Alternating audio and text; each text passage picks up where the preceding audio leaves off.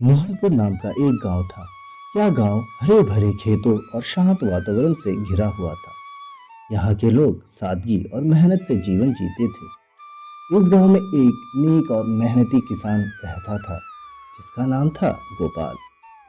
वह गेहूं और सब्जियां उगाता था और काफी कम दामों में गांव वालों को बेचता था। उसकी मेहनत की वजह से गांव के सभी लोग उससे सब्जियां खरीदने के लिए लाइन लगाते थे। रमेश की सब्जियां इतनी ताजी और स्वादिष्ट होती थी कि लोग दूर दूर से उसकी दुकान पर आते थे। गोपाल, 1 किलो बैगन देना तो। हाँ भाभी, अभी देता हूँ। ये टमाटर कैसे दिए? जी सेठ जी, 30 रुपए किलो। 2 किलो कर देना। ये लीजिए सेठ जी, आपके टमाटर। उसी गांव में एक और किसान था, जिसका नाम था सुरेश। वह गोपाल से बहुत चलता था। सुरेश की दुकान पर लोग कम आते थे, क्योंकि वह सब्जियां काफी ज्यादा दामों में बेचता था, जबकि गोपाल की दुकान पर हमेशा भीड़ लगी रहती थी। सुरेश हमेशा यही सोचता कि कैसे गोपाल को परेशान किया जाए और उसकी दुकान को नुकसान पहुंचाया जाए। अरे सुरेश, या टमाटर कैसे दिए? सेठ जी, 40 रुपए किलो। अरे, यह क्या कह रहे हो? गोपाल की दुकान में तो यही टमाटर 30 रुपए किलो है। देखिए सेठ जी, टमाटर तो 40 रुपए किलो ही है। आपको अगर लेना है तो लीजिए, नहीं तो गोपाल के पास से ले लीजिए। एक दिन सुरेश ने सोचा, क्यों न गोपाल की दुकान के पास जाकर देखा जाए कि आखिर उसकी दुकान पर इतनी भीड़ क्यों लगती है। कैसे वह इतने कम दामों में लोगों को सब्जियां बेचता है। वह गोपाल की दुकान के पास जाकर खड़ा हो गया। अरे सुरेश भाई, तुम यहाँ कैसे? असल में मेरी दुकान पर लोग नहीं आ रहे हैं, और तुम्हारी दुकान पर तो लोगों की भीड़ लगी है, इसलिए सोचा कि यहाँ आकर देखूं कि क्या चल रहा है। और आखिर तुम इतने कम दामों में कैसे लोगों को सब्जियां देते हो?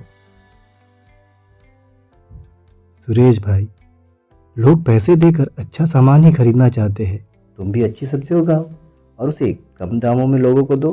देखना, लोग तुम्हारे पास भी भीड़ लगाने लगेंगे। सुरेश ने सोचा कि गोपाल की बात सही है, लेकिन कम दामों में लोगों को सब्जियां बेचूंगा तो मेरा तो बड़ा नुकसान हो जाएगा। लेकिन उसने मन में एक नीच योजना बनाई। उसने सोचा, क्यों ना सब्जियों में केमिकल मिलाकर लोगों को ठगा जाए। इससे पैदावार भी ज़्यादा होगी और मैं लोगों को कम दामों में सब्जियां बेच पाऊंगा। इस तरह मैं ज़्यादा मुनाफा कमा सकता हूँ और गोपाल का बड़ा नुकसान कर सकता हूँ। मन ही मन मुस्कुराते हुए वह वहां से चला जाता है। सुनती हो, आज से हम सब्जियों में केमिकल मिलाएंगे ताकि ज़्यादा मुनाफा कमा सके। सुरेश की पत्नी ने उसकी बात मान ली और सब्जियों में केमिकल मिलाना शुरू कर दिया। सुरेश ने गांव के लोगों को बताया कि उसकी सब्जियां नई तकनीक से उगाई गई है, इसलिए वे ज़्यादा ताज़ा और स्वादिष्ट है, और वह लोगों को कम दामों में सब्जियां बेचना शुरू कर दिया। ये सब्जियां नई तकनीक से उगाई गई है, इसलिए इनका स्वाद बेहतर है। और देखो, मेरी सब्जियों के दाम अब गोपाल की सब्जियों से कितने कम है। लोगों ने उसकी बात पर विश्वास कर लिया और कम दाम के लालच पे उससे सब्जियां खरीदने लगे। धीरे धीरे सुरेश की दुकान पर भीड़ लगने लगी, जबकि गोपाल की दुकान पर लोग कम होते गए। गोपाल को यह बात बहुत अजीब लगी। मैं हमेशा प्राकृतिक तरीक़ों से सब्जियां उगाता हूँ, लोगों का विश्वास ही मेरी पूंजी है, फिर भी लोग मेरी दुकान पर कम क्यों आ रहे हैं।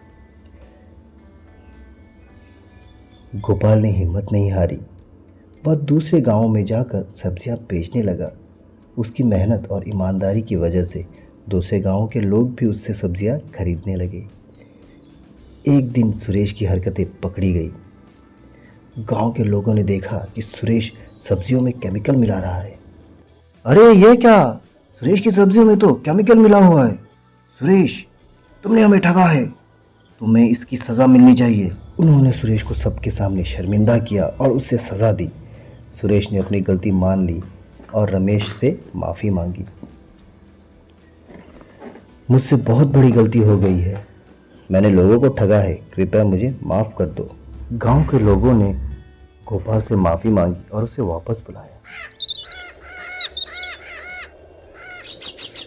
गोपाल ने फिर से गांव में सब्जियां बेचना शुरू किया और उसकी ईमानदारी की वजह से उसकी दुकान पर फिर से भीड़ लगने लगी। सुरेश भी अब ईमानदारी से सब्जियां बेचने लगा। इस कहानी से यह सीख मिलती है कि ईमानदारी और मेहनत से काम करने वाले की हमेशा जीत होती है, जबकि बेईमानी करने वाले की हार होती है। सच्चाई की राह हमेशा कठिन होती है, लेकिन उसका परिणाम हमेशा अच्छा होता है।